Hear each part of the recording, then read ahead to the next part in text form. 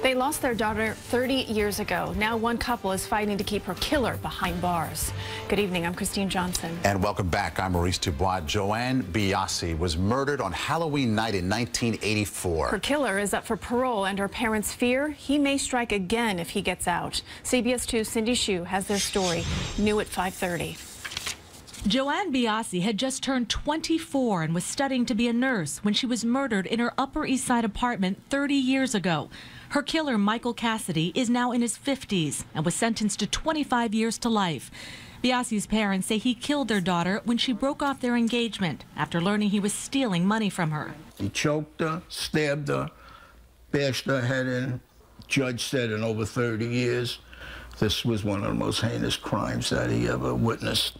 Cassidy became eligible for parole in 2009, so every 2 years the Biasis must fight to keep him in prison.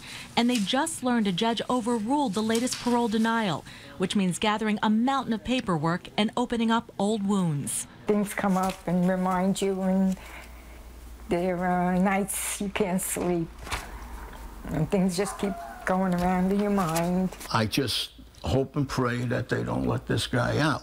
I really believe that he will hurt somebody, because it's in him. It's in his nature. The Biasis say they have never heard from their daughter's killer, but his attorney says Cassidy feels profound remorse for his conduct and says he is not the same person that he was 30 years ago.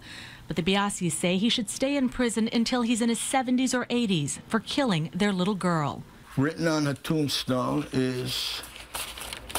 says, "Remember me as a sunny day." Because that's what she was. When she came into a room, the room lit up. The Biasis are now in their 80s, and they'll keep fighting for their daughter. In Jackson Heights, Queens, Cindy Hsu, CBS 2 News. Cassidy will have a new parole hearing next month.